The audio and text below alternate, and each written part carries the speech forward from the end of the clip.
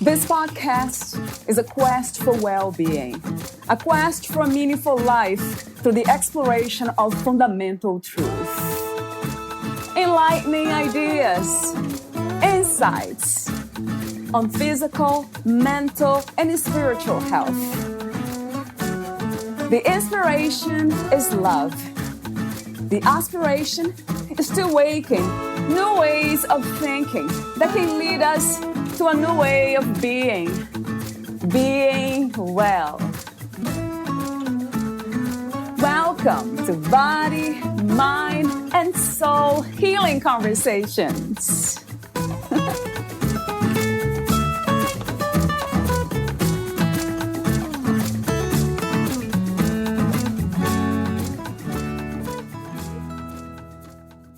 Intergenerational family trauma, aka intergenerational trauma, refers to a broad spectrum of symptoms, dynamics, and genetics resulting from the traumatic experiences of an individual or family, which are later passed down to the next generation of the family.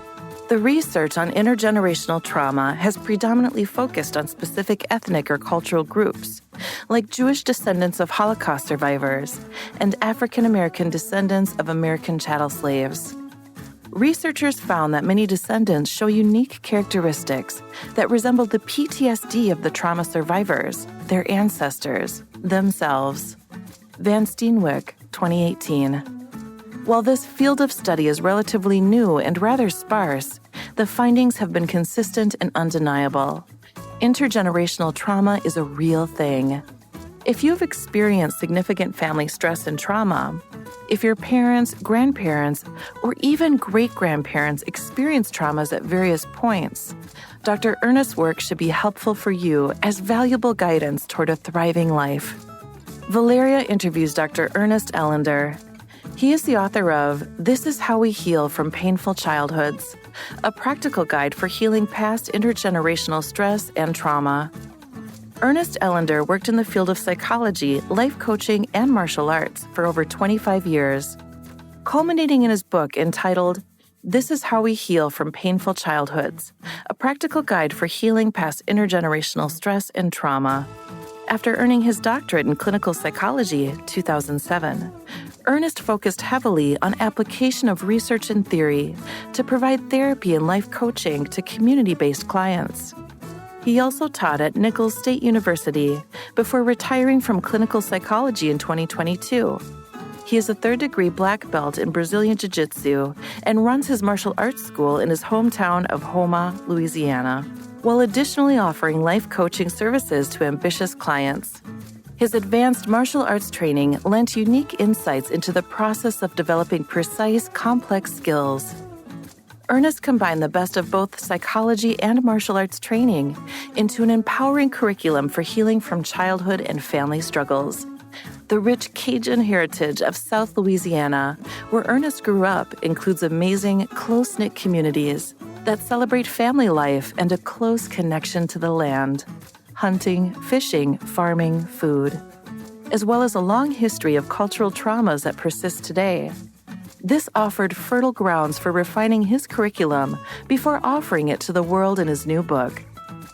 Known affectionately in his hometown as Waffle, Ernest keeps busy spending time with family and friends and significant other, working out at his brother's CrossFit gym, learning new skills, freediving, dancing, or planning his next vacation to experience new cultures and adventures. Meet Dr. Ernest at healfromchildhood.com. Here's the interview with Dr. Ernest Ellender.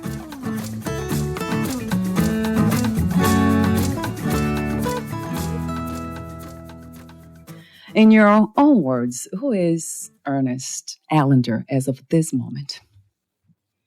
Well, as of this moment, I would have to say I continue to be a man who's very enjoys a great challenge, whether that be physical challenges like martial arts or learning free diving or even learning how to dance now. Yeah. As well as cognitively challenged with learning new things. So I just love a great challenge. It really invigorates me. Mm. And then the second major part of, I guess, who I'd say I am is someone who derives a lot from, who gets a lot from knowing that I'm directly improving the lives of other people around me, of community members and whatnot. When I know that I've done that by the end of the week or by the end of the month, then it's very soothing to me and very connecting to me. Wow. Big challenges and very real contributions to the wellness of the community and individuals. Yes. How wonderful to hear that. Some people call it having a purpose, so that sense of purpose, a mission. There's a feeling of being called to. Do you have that? Is that something that has been always with you since you were younger, or this just came up in the latest years? My parents raised us in a very kind of with that mindset of we have a purpose in life. We need to find that purpose. And I guess I've gotten a little away from that philosophical approach, and it's more just focusing on how things make me feel. Like this, it just feels right to me. It feels engaging, and it's very soothing to me. So I look at what kind of work it is. Is it engaging to me? And usually once I've, for example, with a martial arts school, I started a martial arts school. And once I got that really going and stabilized, it just feels very soothing to me. Once it's regulated, I move on and I want to start something else new. I just love building things. So I guess you could say it's a calling, or it's just something that keeps drawing me to it. I just enjoy these tasks. I can't help but be fascinated by them and want to apply myself thoroughly to them. Right. So it is connected to creativity, to that right? Expression of being in a way, which is it's beautiful though and very profound, because we can see that in life itself, like expressing itself in so many different ways. When you think about this reality, the physical reality, and we see so much the variety and this diversity, and I can't help it but just also look at it and not see myself apart from it. I'm just life itself. It's not that I have a life, I am life. So being part of that, that expansive, amazing world, I mean, why not just explore our uniqueness in it, in a sense of even co-creating, in a sense. I have heard about that too before, although I don't use those terms that much. But that's what it feels to me, like you are just life itself, expressing. The complexity and the beauty of it is just overwhelming at times, absolutely. Yeah. And so it's so engaging to learn about it and then engage with it and hopefully contribute to it somehow. It's Right. Yeah. The amazing thing is this almost like life supporting itself, which we can see that too. It's almost like as if the universe and everything that's in it, it loves itself. So it's always very supportive. So I see clearly that that's what you have been doing, expressing yourself in ways that can be enjoyable, can be challenging, as you said, exciting, but at the same time can contribute to healing, to growth, to something that's greater than you in a way that will live on, after your body's no longer here. So that's just amazing and spiritual to me. Yes. And speaking of spirituality, I guess that's I can't help it but ask you that question too. It has been one of my passions for some reason. What is? Do you have a spiritual philosophy, belief system, or understanding of yourself in life that you could put it into words? I mean, if I put it into words, it would be pretty straightforward. Mother Nature. I've just, growing up, my family in this community, we do a lot of hunting and fishing in the bayou-lands of Louisiana. And so from the beginning, my father really taught us and showed us how we can interact with nature and how to be part of it. So it's just always been such a draw is such a beautiful thing to me. And then later on in schooling, as I got into kind of like the high level psychology classes, started learning how human beings think and how we function as animals within that nature. It's just become my overall philosophy is just trying to understand and balance myself within nature, see how we function as human beings, how we survive as human beings, how we thrive as human beings, how we heal from things, how we provide stability for one another, and how we at times encounter the rough aspects of Mother Nature and our the darker sides of our human functioning. Yes. Wow, that's interesting to hear too, because understanding has to do with finding truth, right?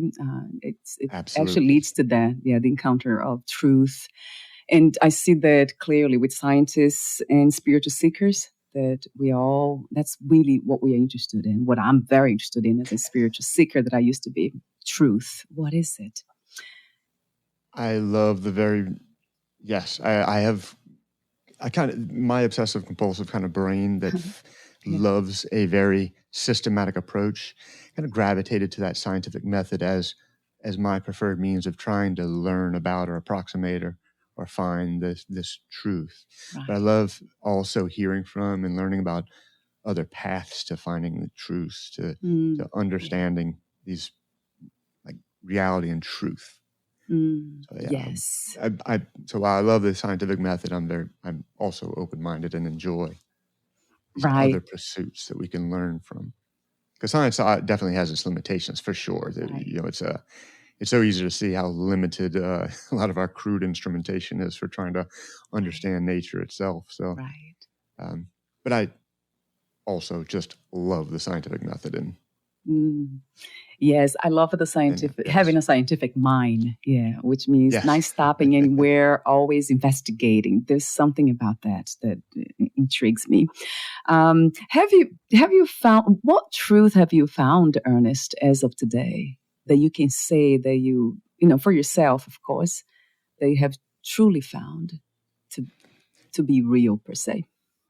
Wow. Okay, man. I would. A lot of the stuff that I studied in psychology, and I really was drawn to the study of healing from traumas, from traumatic backgrounds.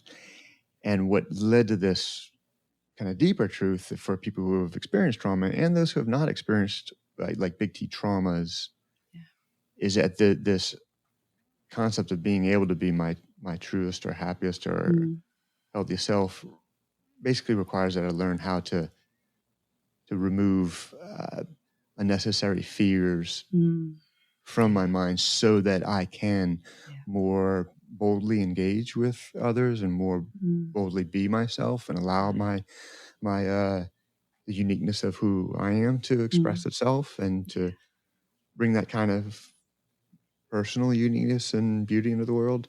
Right. And and that just goes for everyone. There's just so many different types and flavors and experiences of fear that just kind of lock people up. They produce these obstacles, these walls that prevent them from just being able to more boldly engage with themselves and with others. Right. So that'd be probably the biggest truth is, and what I enjoy thinking about is how can I remove these obstacles for myself and for others in such a way that can be more myself. Yeah. Wow, I love that. Yeah, as you speak, I'm just kind of, it resonates deeply with me. Yes. Most of my life, I lived through the lens of unnecessary fears. Yeah, coming from trauma, and it was not fun, I have to say. Not at all. So we'll be talking about the book that you have written. This is How We Heal from Painful Childhoods, a practical guide for healing past intergenerational stress and trauma. You have done a wonderful job writing this book. Thank you so much. Wow, so many tools. And I mean, it's just a wonderful guide for anyone with a traumatic past. Like myself. I have done a lot of the work, but of course I'll be coming back to your book again and again Thank you for sending me a copy too. I do have a copy here. You're so welcome. Thank you so much for looking through it. Yes. Yeah, thank you. So I have a question about the reason why you. I would love to hear a bit more about that. So you decided to become a psychologist. Is that what was the reason, the specific reason, and also have you experienced trauma yourself, Ernest? Do you have that background, or has been only through studies? Let's see. Well, at first, what brought me to psychology to begin with. Well, I went off to college for 1 year in Boston College. I didn't do too well there, so I came back home, and I was struggling with some just late teenage angst and frustration. And my parents offered me to go to a local therapist, and I went to a psychologist here in my hometown. And after like 3 or 4 months of this, it really struck me. Like, this is an actual job. You get to sit here and work with people all day and just help them. Like, it's just fantastic. Yes. It was really attractive to me as a job. And it took me a little while to really latch on to that. Right. But that is where the path ended up taking. Right. What was the second part of that question? Yes. Why you chose to become a psychologist, and the experience of trauma personally had. Yes, and once I was working with clients, I talked with so many clients who had like really big T traumas, where I'm which just made me more and more appreciative of the relatively stable and constant love and attention that my parents offered me. Yeah. So at first, I just figured it felt like, hey, I've had this consistent, strong upbringing, and I wanted to share some of that stability and love with others. Yeah. And then in the studying of it, as I kind of get into the weeds of it, I realized that maybe a lot of the dynamics of my family, like we have a fair amount of addiction, like alcoholism and whatnot in the family. And so that provides an arena for maybe like dysfunctional habits and things like that, and interpersonal sensitivities and things that are certainly not the types of traumas a lot of my clients experienced, but they are themselves things that need to be addressed with a lot of the same healing rules and processes. Right. And then I would say the most traumatic time in my life has been really just about 3 or 4 years ago, just encountering some things as an adult that were just the roughest times of my life, where it began to impact my personal mental health. And luckily it was at a time when I was trying to finish editing like working through finalizing the book and editing it. And so I had the experience of applying the 20 rules of the book to my life. Right. The one that, anger begets anger, love begets love, and violence begets, and love begets love. I'm sorry. Yeah, I have it here. I had to repeat that one thousands of times as the anger would well up in me. I didn't want it to overtake me and for me to become that. So I had to apply a lot of those rules to my own adult experiencing of traumas to prevent any kind of further decline. Yeah. Right.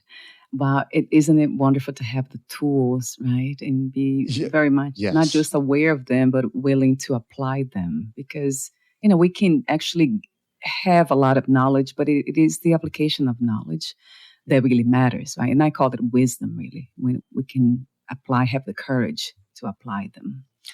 It's not easy too. So it's a wonderful process. It's a wonderful experience, actually, to just continue to investigate, apply what we know, and have the openness to. We've got to be open to new knowledge, new information that might come in.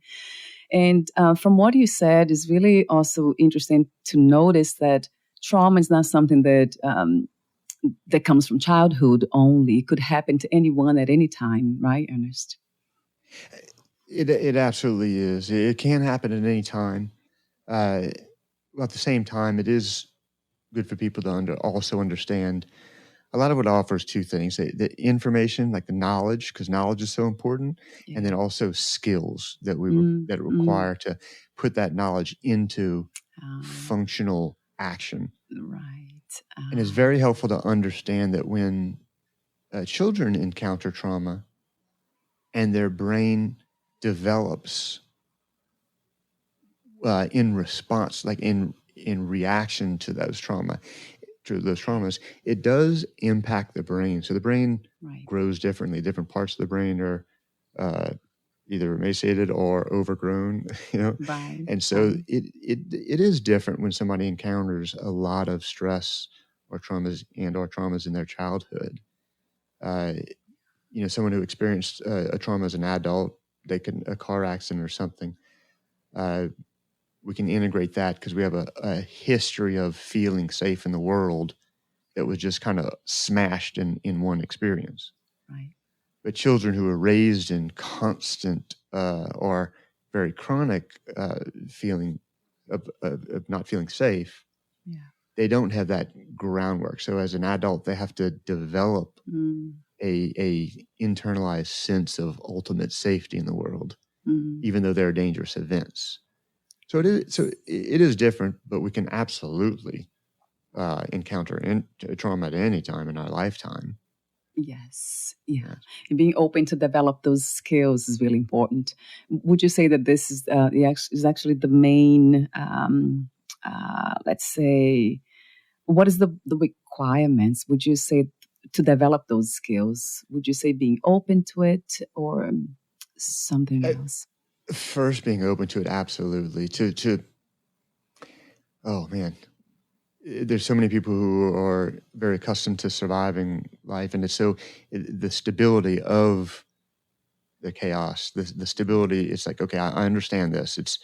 And the fear of the unknown, the fear of doing things differently, prevents them from being open to that. But sometimes the damage is just so much that they become open to it. Yes. And a lot of my most successful clients have been parents whose children are getting to this age where these parents say, I want to create a more healthy environment for my kids. And so they suddenly become open to learning this stuff, and they become more dedicated to creating a healthy and strong family environment because while they were okay sacrificing themselves, they're absolutely not okay sacrificing their kids. Right. And that's where a lot of the intergenerational kind of healing comes in. But so an openness is the first step. And then next is a dedication to learning learning the skills and applying a lot of discipline over a long time to develop these skills and to experience that kind of stability and safety that comes with those skills. Right. So it's more like it's adopting a lifestyle of learning and experimentation than it is achieving something or, okay, I'm healed, I'm done. It doesn't really work like that. We dedicate ourselves to a lifestyle of learning these things and reaping the rewards, and then going right back to it and learning more. Wow, I couldn't agree more. Yeah, a billion yeses to that truth. Yes, has been my case. Always engaging in anything healing, like this podcast, the books I write, people that I interact with, the company that I have, everything has to do with healing spirituality. So always learning and how to develop new skills, to knowledge and apply them. Right. Yeah, your podcast is a wonderful example of a resource that allows somebody to just on a weekly basis kind of overwrite old, bad brainwashing of negative childhood stuff with a lot of positive messaging, a lot of connection to specific resources that might resonate with somebody at a particular time, a lot of positive energy. It's a really wonderful resource you've created for people who are in that process of trying to dedicate themselves or to becoming more open to that process of change. Right. Yeah. So and the interesting thing. Thank you for such an awesome. Thank you for saying that. But it is coming from that necessity to, like you said, to constantly be in touch with something that is healing, that's positive, that would, kind of give me this a ground for growth, like it's a support thing too. It's interesting. And you're right, we are never done in the sense healed. It's always, especially people like myself that have been through, like I think you call in your book, you wrote a lot about CPTSD. That has been my case. So I think I was never diagnosed with that, but the more I read about it and I interview so many therapists, it's just so clear to me that it was definitely my case. I had so many clients who came in and said, "Oh, well, that's what combat veterans and people like that get." And then it's a pretty simple question that if a child encounters this, that encounters some kind of physical or abuse, neglect, is it possible for the kid to just shake it off and move on?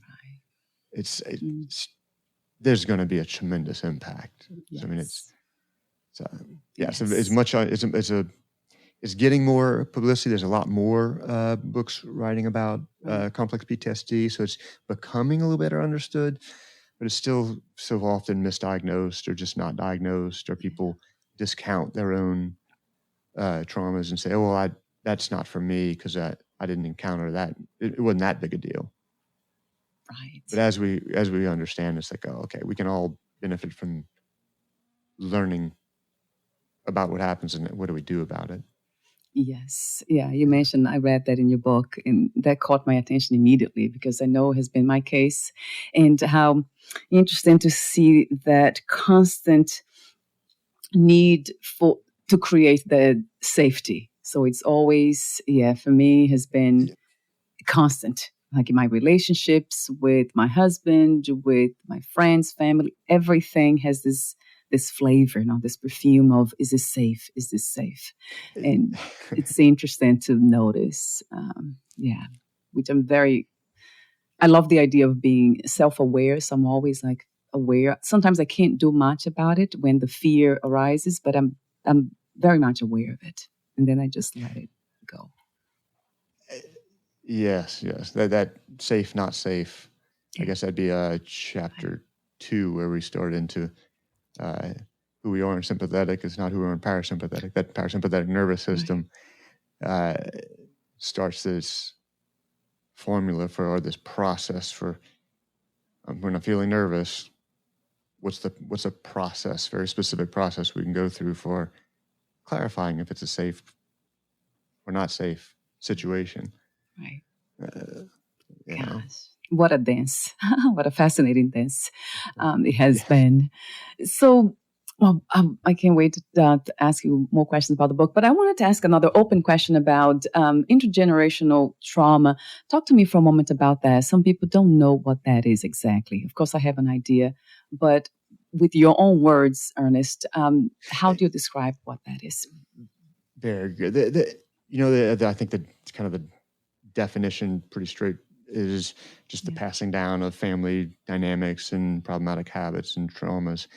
In my own words, as I experienced it, I had these clients come in and they would talk about like one client would describe years of such horrible things happening to me that it was confusing to me. Yeah. It was almost strained credibility. Like, how can one environment allow so much damage to occur without outside intervention coming in? And now those were rather extreme cases, but it was this environment with different variables involved in that dynamic, in that environment, right, that just anyone raised in that environment was destined to absorb a lot of those dynamics and a lot of those habits and a lot of those ways of trying to control and survive. Right. It was handing down this system of trying to survive this cruel or rough world. Right. To me, that was what the intergenerational trauma is. And I put stress in intergenerational stress and trauma. Yes. Yeah. Specifically to speak to those people who say, "Oh, well, I didn't have all that." Right. But a chronic stress is sufficient. It is handing down intergenerational stress. Wow. In this environment, in these dynamics, and even in our genetics, we even hand down the stress and trauma through our epigenetic material. It's really fascinating. Yes, yeah. How everything it's interconnected, right? It is. Oh, yes. We can't really disconnect from others, from our environment. Yeah, everything. Many people try. They try to isolate. They say humans are dangerous, so I'll just go be by myself. But but then we don't. Humans don't. We don't function well in isolation. So it's like, it's right. Yes, it has engage. Yeah, it has been my case too. I really tried to isolate myself. I wanted to become a nun so I didn't have to deal with people and all that. Yes, yeah. Yeah, that was an interesting phase too. And it's interesting to see the brain, the mind, trying to find a solution, right, for the problem. So I can see that clearly throughout life, trying to find my way in the world, how can I feel safe here? So another question it came to me for you is, do you actually attribute all kinds or most kinds of mental health issues to trauma? Would you say that they all go back to trauma? Oh, what a great question! I'd say what a great question. If I had to say, I'd really be guessing here. But if I were to guess, I'd say probably, maybe 10 to 20, 30% of our mental health dysfunction can be very directly biologically impacted or traced through just genetic things and disease and things out there. And then, but even those are very heavily impacted by trauma and stress. But besides those, let's say 30%, I'm just guessing 50, 60, 70% is from different types of traumas and chronic stress that leads us down unhealthy paths. Right. So the answer is yes, in a way, isn't it? Yeah. Wow. Most. I would. Yes. How amazing. So that's why it's very important, again, to be aware of, what's happening in our environment, the idea of being open and to have the courage to do what we need to do, always being open to investigate, explore, and not leave, not leave anything unsaid. I'm very big in that. It doesn't help me much with my relationships a lot of times because I always want to say what I feel needs to be said. So that doesn't really work in some relationships, but I can't help it.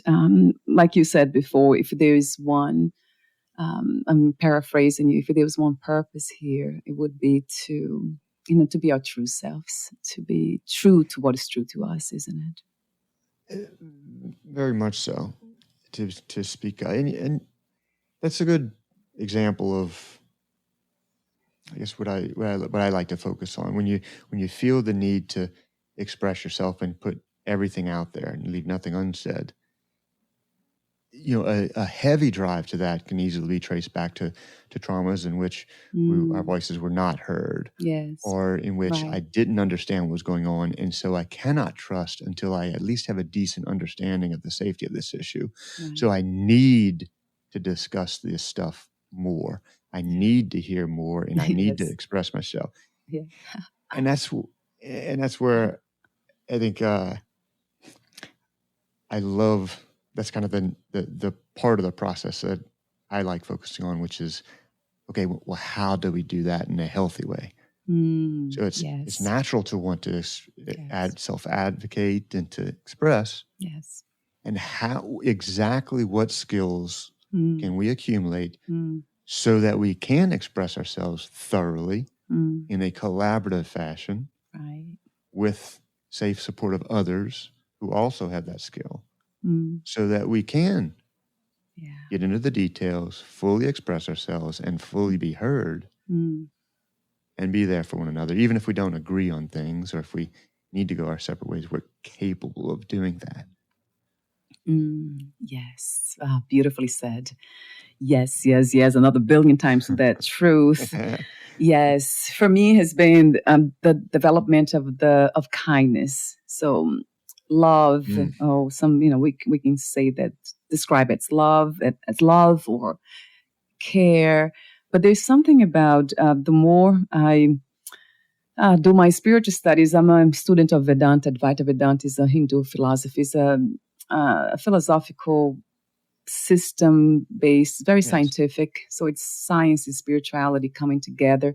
So the deeper I go, I've been studying that for the last 20 years.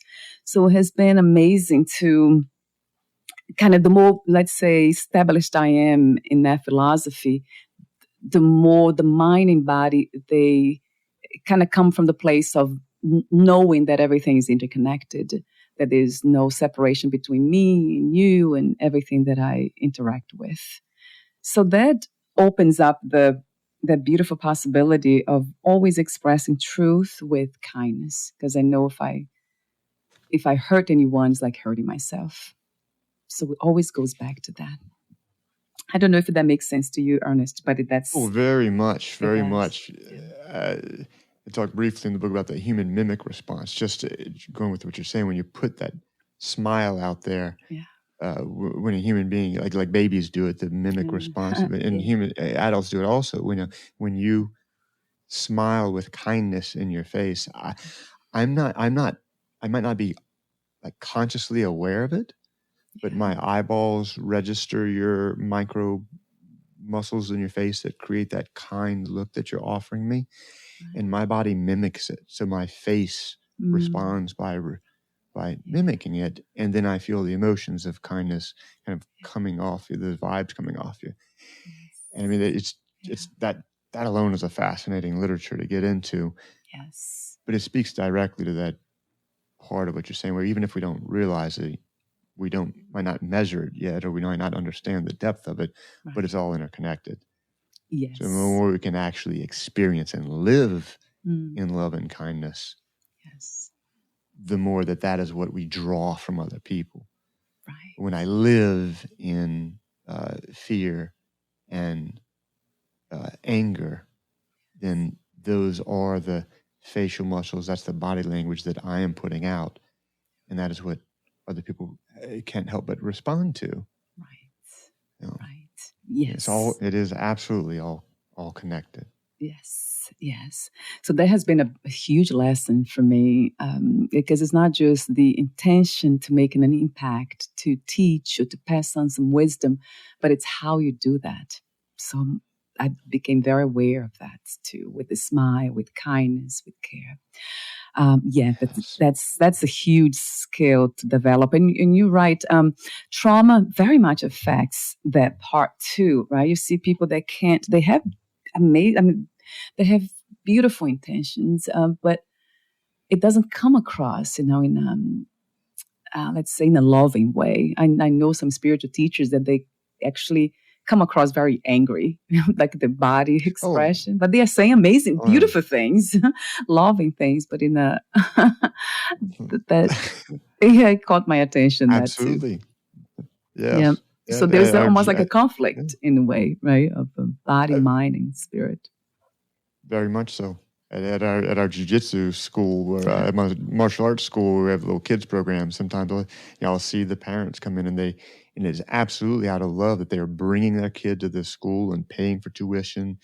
But I hear the messaging to the kid sometimes is, you got to fight to survive in this world, and you got to, and so sometimes we have these conversations with the parents about the atmosphere in the gym of learning these skills so we can collaborate as teammates and learn respect. And when we treat others with respect, we absorb respect.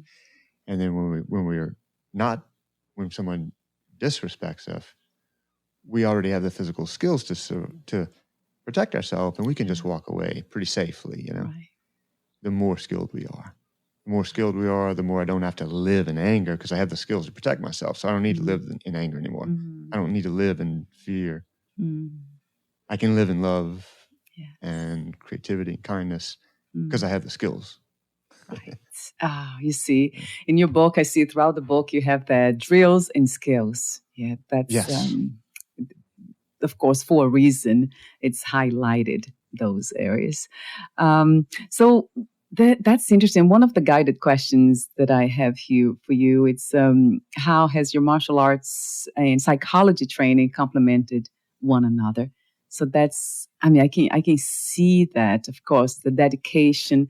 And I've read in your book something about I think it was when you received your black belt in Brazilian Jiu-Jitsu, that I think that the trainer, the person, the master said to you something that was just, was not the end, right? That's actually is almost like the beginning again. You become a student again in a way, all Yes. over again.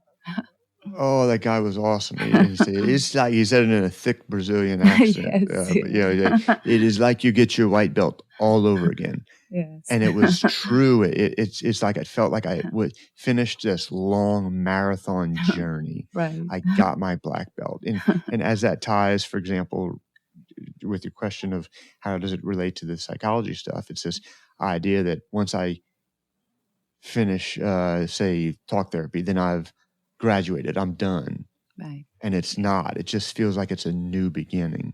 Yes. And it was, I was done.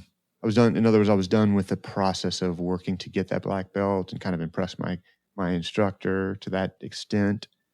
And now it was my journey, my life. What was I going to do with my black belt? Did I want to compete? Did I want to just have, and I wanted to just have it as part of my life forever. And I wanted to offer that wonderful knowledge and training to other people, to friends and community members. Right. So, that new beginning, yes, was that sharing. For me, it was sharing. I didn't care much for the competition. I competed when I was a kid and whatnot, so kind of got that out of my system. Now it's more of a collaborative approach to life. That's and then that's beautiful. Yeah. And just as the psychology and martial arts, it just went hand in hand with me. I was learning the high level of both of them in graduate school. They had wonderful martial arts training out in California, in the San Jose Bay Area, the Silicon Bay Area, and while I was learning psychology, so I came back with a double education. Yes. And in martial arts, you can be as tough as you want, but if you don't have the technical skills, then you're not going to win over time. So, these people just say, you got to be tough and just fight harder. Yeah, but how? How? What is the specific, precise technique that is the answer to this challenge? Right. And so that same mindset I took into the psychology world, so that there's so much wonderful stuff out there and wonderfully encouraging things about how to not give up hope and to fight harder and things like that. And I think my strength, what the martial arts offered me, was this micro focus on, but how do we do that? Yeah. What technique specifically? How do I respond to this in a dysfunctional relationship? How do I set boundaries? How? I understand we need to do better boundaries, but how? What do I say? Yes. What do I do? Yes. And that's where the martial arts just constantly informed my psychology training and what I offered to people. And the understanding of psychologists really constantly informed my martial arts journey and what I want the martial arts to be for me. Yes. Yeah. So they're wonderfully symbiotic. Yes. And I have an idea. Of course, I don't have the experience in either of them, but I can see that. What you're saying is so clear to me. So having the skills. One of the rules in your book outlined 20 rules for healing past childhood traumas. And one that really it was almost like called me, when I looked at it. It's exactly what you said. You just mentioned now, boundaries are confusing. So keep practicing better boundaries. So that has been a big one for me. How to say no when I really mean to say no, and how to say yes when I do. It's that. And how do I respond when somebody's angry? and not getting myself angry and being part of that energy. So that has been amazing. I think I'm doing a good job at it, but it's still, like you said, it's constant, isn't it? We always, It is, and there is no such thing as perfect boundaries, and that's why, or correct boundaries. That's why I said better boundaries. Just we're always trying to improve and do better, because there's so many boundaries that there is no correct. It's just we're trying to make a choice of two difficult situations. Yes. You take your kid out of the school and put it in another one, or do you fight here? We're just practicing better boundaries. Yes. And to my point about how, it's like, well, I love looking at the difference. We have an educational component that we can learn from, differentiating cognitive boundaries, which are like information-based boundaries. How much do we share with other people? Right. How much do we share with safe people? How much do we share with toxic people? Yeah. Then there's the physical or physical world boundaries, like you're saying. How do I say no? How exactly do I say no? Yeah. Do I say no with my fist clenched, or do I say no with the relaxed shoulders? What words do I say? Do I yell it, or do I, Yes. And then there's the emotional boundaries of how much do I allow myself to emote freely with a safe person or an unsafe person. Right. And when do I want to push myself to remove some of these boundaries? And it is a really fascinating and extremely challenging area and skill set. Yes. I have found to be very challenging, especially, Ernest, when it comes to, saying no and not feeling guilty about it afterwards. That has been my biggest challenge. Every time I say no to my husband, for example, I tend to feel, maybe I have to go back. The mind keeps coming back to excuses why, that I should have said yes instead, or be more flexible. And if we wanted to draw a direct line to the childhood trauma stuff, in childhood, most children of the survival responses of fight, flight, freeze, or fawn. Right. Children are not literally allowed to fight the adults, and they're not allowed to run away. Where they're going to go. Right. So they really are left with freeze, and if their predominant survival response in traumatic childhood is freeze, they often develop heavy dissociation, tendencies toward dissociation. And then fawn, they survive by catering to the more important, quote unquote, important person in the room. Mm. And so it's a survival skill that is deeply ingrained. So it's extremely difficult to say something that person sitting across from you that that they're not going to like. Right. There's just a natural trauma-based fear that they're going to not necessarily harm you, but reject you or leave you. And so it's very difficult to do that. And it's only by repeatedly doing it and seeing that, this person doesn't respond like that. This person doesn't. Yeah. Hopefully you're with a man who, hope you're with a spouse who does respect, when you do finally get the courage to speak up, he's hopefully responsive and supportive to it. And even there, our initial response, talk about in the book about, there's he has his own natural response, which might be temporarily like a momentary response of, well, no, I don't like that. Yeah. But then are you able to self-advocate and self-love, self-respect enough to touch on that topic and self-advocate multiple times until you've collaborated on a team, on a team solution to what you're asking about, Right. Yes. Yeah, it has been an interesting experience with my husband, for example, the closest person to me. And then, it used to be so difficult. Now it's much better. Yes, he's understanding. He gets the point. But then I have this, the thinking, the thoughts arising about, oh, why did you do that? Maybe you should be more flexible. Why did you say no to him? So I kind of just listen to the mind, and I don't do anything about it. And sometimes I do it. So I go back to him and say, oh, and I just explain why I said no. And there's a lot of explanation behind that. So yeah, it goes back to trauma for sure. Yeah, that's connected. Oh my God, Ernest.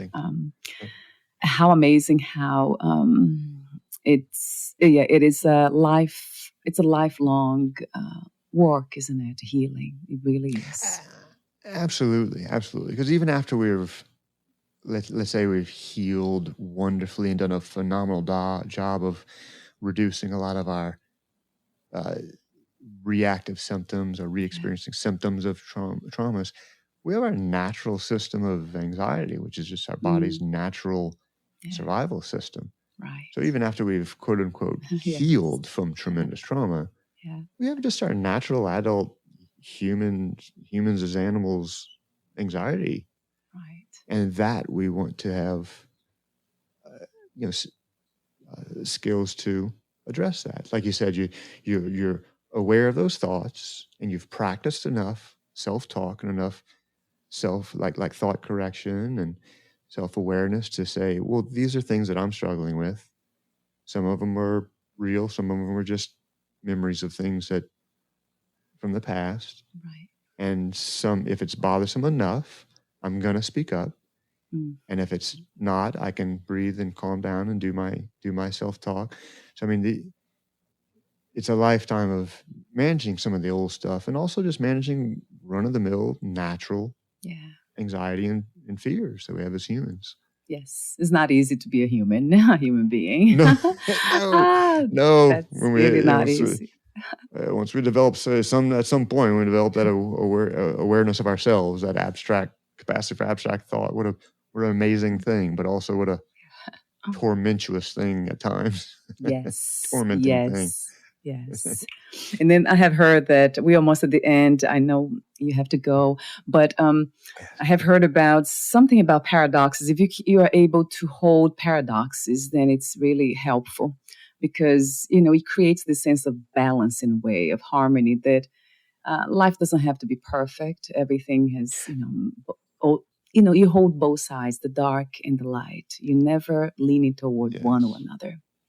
So I have learned that in Zen Buddhism, and it has been one of my, I would say, the most profound practices, to be able to accept reality for what is, the body that's here now, but it could be not functioning well in 5 minutes from now. I could lose the body. Anyone could go at any moment. So that has been a wonderful practice too, which is more from a big picture of life, per se, but it's a spiritual one for me. It's very important that I keep that in mind, and that has helped me also to be able to navigate, the reality of trauma and the difficulties of daily difficulties with the body, the body-mind complex, kind of navigating this, trying to deal with this every day. So it's easier.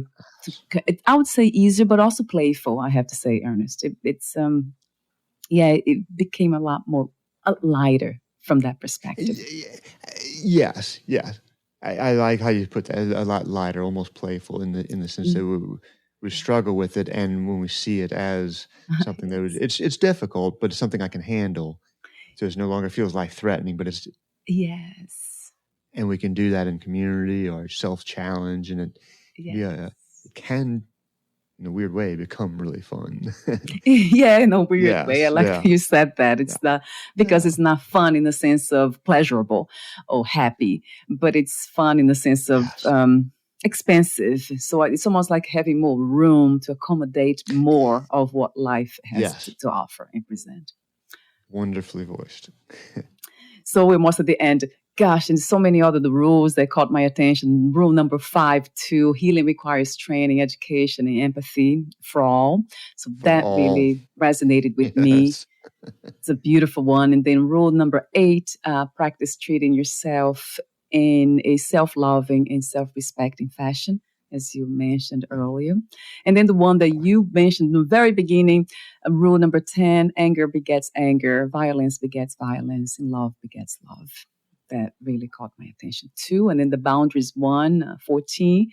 And then rule number 19 also, it's not a contest. Trauma is just bad and sad. And that's the reality of it too. Yes. I don't know if I would call it bad because I have this perspective of not seeing anything entirely bad or entirely good. So it's always that mix, but I understand where you're coming from here. I could dive into a wonderful philosophical debate, look at that, Right. I fluctuate on that specific point to some degree. Right. Because we can most certainly learn and grow yes. from what we make of trauma. But if somebody said, would you like to offer your niece a chance to grow by traumatizing her? I'd say, nope. No, thank you. Yes, right. So nope. Yes. In general, trauma is just bad to me. Nope. We'll make a lot out of it. And we'll learn. Yes. But no thanks. Yes, I agree. Yeah, so it's perceived as bad anyway. Yeah, like almost right away. Yeah, if you're given a choice. Yeah. I agree. Thank you so much for your presence, Ernest. I would love to meet you again. I know I had so many questions I didn't ask because of the time. But I know there's something else. I would love for you to read a passage in your book if we still have time. Do we have another 3-5 minutes, or how do you feel about that? That'd be great. Yes, that'd be great. Please. Any passage. I know you mentioned some of them here. Well, let's see. Rule. What is this? There's rule number 4. Yes. We must slow down to speed up. Mm-hmm. So I'll just read the introductory paragraph here. Yes. Here we go. My martial arts instructor dropped this golden nugget of wisdom on us during a class one day. We must slow down to speed up. He explained that for complex techniques, many components, like grips, feet, head, body positioning, had to be applied in precisely the correct order for the technique to work. If a singular part was missing, it would either take much more time and muscle to force it, or it would simply not work. Most martial artists have experienced the phenomenon of a complex technique suddenly functioning seamlessly after changing one minor variable. The training partner goes flying with what seems like 10% of the previous effort. For each complex new technique, we must slow down for hours over many days before we can speed up again to use the technique in live sparring. Learning to slow down as a white belt shaves years off the journey to a black belt. Similarly, victims and survivors who learn to slow down while learning new techniques can shave years off their therapeutic journey to thriving. So true. That's a big one, isn't it? Slowing down to speed up. That's another one. Yeah, I didn't mention that one, but of course, it's very much part of that process. Yeah. So many times when people are very new to therapy, they come in with often because their life is so chaotic and relationships so chaotic, and so it has this feeling of putting out fires. Right. And at a certain point, it's like, okay, we have to slow down and stop and just learn how to breathe correctly. Yes. And I can't tell you how many times I've heard, I don't have time to breathe. We got to put out this fire. Oh my God. But no, we have to slow down to speed up your process of learning how to thrive. Learn how to breathe, learn how to self-calm, self-regulate, self-ground. We have to learn how to do these things. We have to learn how to treat ourselves respectfully and lovingly. Yes. Before we can jump and put out this fire of, conflict with a spouse or something, Right. It's so true. Yes. What can I say about that? Yes. It's almost like the simple things are actually harder for us to do, especially people with trauma. Yeah, it has been my experience too. Breathing was so difficult. It seems so natural and second nature, but it's, we have been training. We have to do a lot of unlearning, really. That's what I noticed. Absolutely. Yeah. So I love the title of your book. It's a beautiful invitation. This is how we heal from painful childhoods. just looking at that, it's just a beautiful invitation. Thank you so much, Ernest, for doing what you're doing. It's beautiful. Thank you. Thank you so much for this opportunity to speak with your audiences. And thank you so much again for providing a podcast that does exactly that the rule about training and education, empathy. Your podcast is basically living in that rule of offering people access to many different approaches, and there is no one that works perfectly for everyone all the way through. Right. If people select my book as their kind of as a core curriculum, wonderful, but they're going to have to gain many other books, many other experiences, and your podcast offers just what are you on episode 1200 and something? Oh my God! Yeah, there's so 1200 many. different, that many different conversations, that many different things to go through to see what kind of resources are out there. What a wonderful thing, and I appreciate you for doing so. Thank you. Thank you so much for your presence here, for saying yes to this. And before we say goodbye, I want to mention your website is healfromchildhood.com. And also, Ernest, do you offer, are you on any other social media platform, Instagram, YouTube?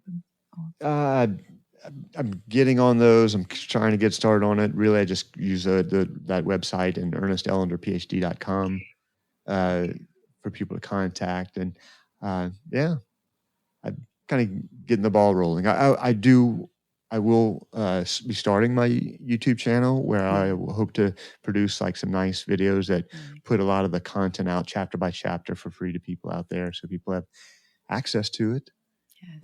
But that's up and coming, so that's good to know. You can get on the mailing list. Steps. Online exactly, presence. Baby steps. It takes time.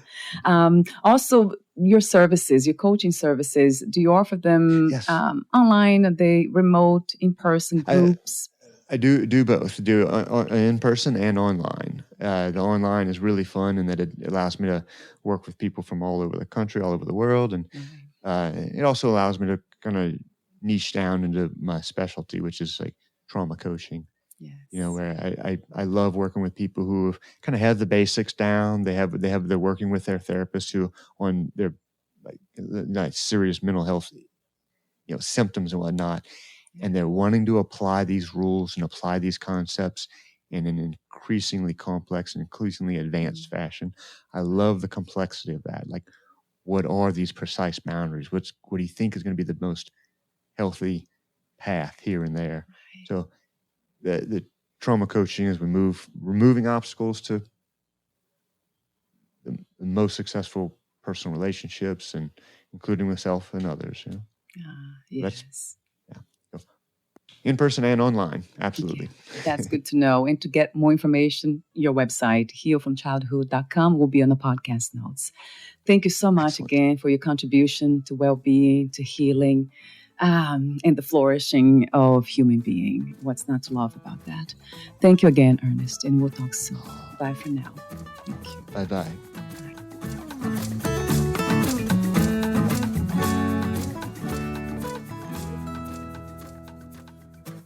Thank you for listening.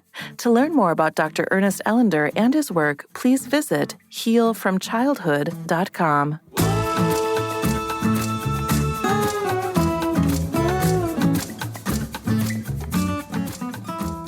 To learn more about this podcast, please visit fitforjoy.org/podcast.